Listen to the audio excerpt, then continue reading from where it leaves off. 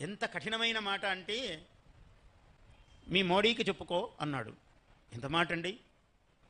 మోడీకి చెప్తే ఇట్లుందా వాతావరణం? చెప్పినందుకు ఇట్లా అయింది. వాళ్ళకి ఈరోజు తెలిసింది చెప్పినందుకు ఏమైంది అనేది. మున్ను మున్ మృత్యువుకెక్కువాడొకడు, వాడికి ముందే మృత్యువు తల మీద కూర్చుంది వాడికి. మును మున్ మృత్యువుకెక్కువాడొకడు, మీ మోడీకి పో చెప్పుపో, మీ మోడీకి పో చెప్పుకో అను ఆ అనుచున్ పల్క, అనుచున్ పల్క ఖరీదు గొప్పది కదా ఆ మాట. దానికి మూల్యం చాలా పెద్దది. ఖరీదు గొప్పది కదా ఆ మాటకున్, ఖరీదు గొప్పది కదా ఆ మాట. చీకట్లలో చీకట్లలో వినువీధుల్ మిరుమిట్లు గొల్ప, వినువీధుల్. నీ మోడీకి చెప్పుకో అన్న మాటకి ఇంత అర్థం ఉందన్నమాట. చెప్పినందుకు ఇంత ఫలం ఉంది.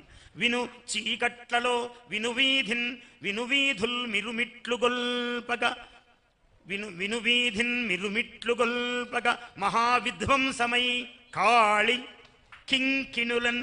కాళి కాళి కింకిణులే. కాళి యొక్క అలా పెడితే కాళి, తెలుగు వాళ్ళ లా ఇష్టం మనకు. కాళీదేవి యొక్క కింకిణులు అంటే ఆమె మువ్వలు, కాళ్లకు ఉన్నటువంటి గజ్జలు, ఆ గజల మ్రోత.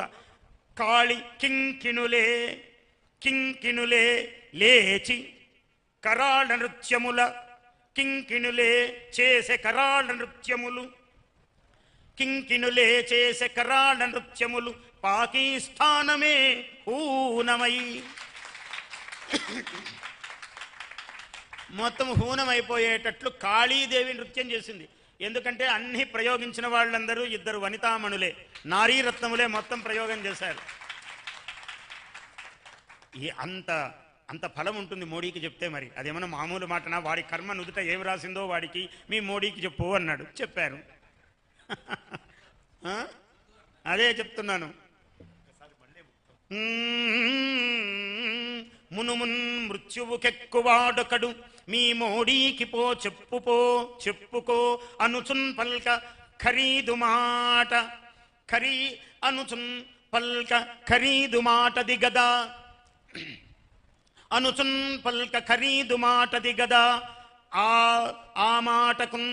ఆ మాట చీకట్లలో, ఆ మాట చీకట్లలో మిను మిను వినువీధుల్ మిరుమిట్లు గొల్పగ మహావిధ్వంసమై కాళి కింకిణులే మ్రోగె, కింకిణులే చేసే కరాళ నృత్యములు పాకిస్తానమే హూనమై. హూనమై అని అసమాపక క్రియ పెట్టా, అంటే ఇంకా జరగాల్సింది ఉంది అని.